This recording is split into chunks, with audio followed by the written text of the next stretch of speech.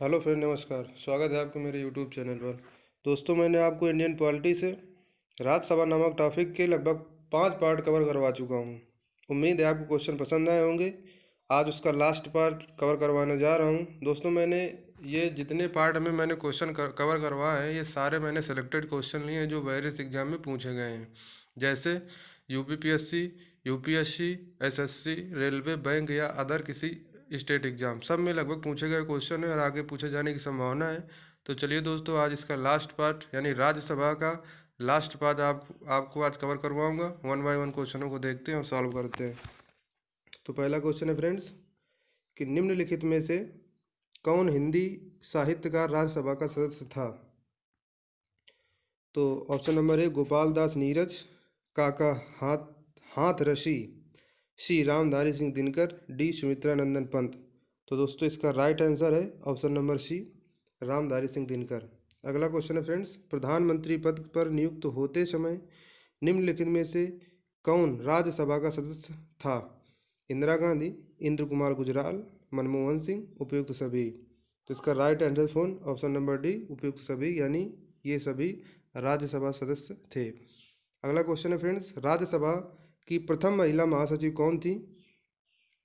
तो Manjeet Walia, K Geeta, Najma Heptulla, V S Rama Devi. तो इसका राइट आंसर दोस्तों option number D, V S Rama Devi. अगला क्वेश्चन है फ्रेंड्स, राज्यसभा का सर्वप्रथम गठन कब हुआ। 26 जनवरी 1952, 21 फरवरी 1952, 11 फरवरी 1952, 19 मार्च 1952, 3 अप्रैल 1952। तो इसका right answer friends option number D, 3 अप्रैल 1952। अगला क्वेश्चन है फ्रेंड्स, राज्यसभा की प्रथम बैठक कब हुई थी।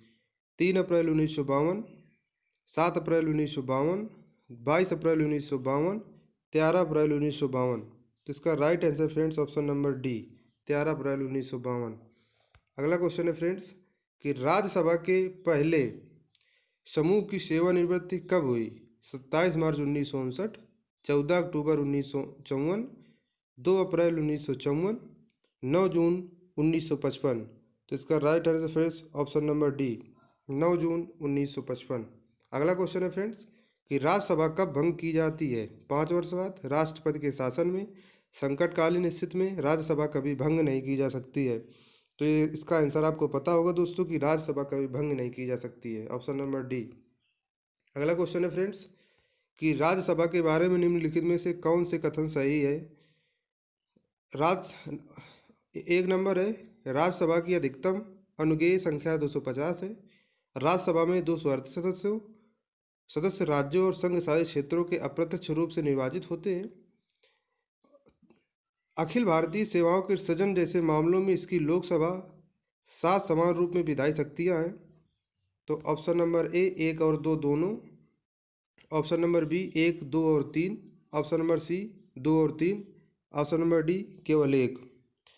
तो इसका right answer friend option number ए 1 और 2 दोनों, मतलब कि राज्यसभा की अधिकतम अनुज्ञेय संख्या 250 है और राज्यसभा में 238 सदस्य राज्यों और संघ शासित क्षेत्रों में प्रत्यक्ष रूप से निर्वाचित होते हैं। अगला क्वेश्चन है फ्रेंड्स कि हमारे संविधान के अनुसार राज्यसभा का कार्यकाल 2 वर्ष में एक बार समाप्त हो जाता है, प्रत्येक 3 वर्ष में समाप्त हो जाता है, प्रत्येक 6 वर्ष में समाप्त हो जाता है, समाप्त होने का विषय नहीं है। तो इसका राइट आंसर है दोस्तों ऑप्शन नंबर डी, समाप्त होने का विषय नहीं है। बीपीएससी में पूछा गया क्वेश्चन है दोस्तों, यानी बिहार पब्लिक सर्विस कमीशन में।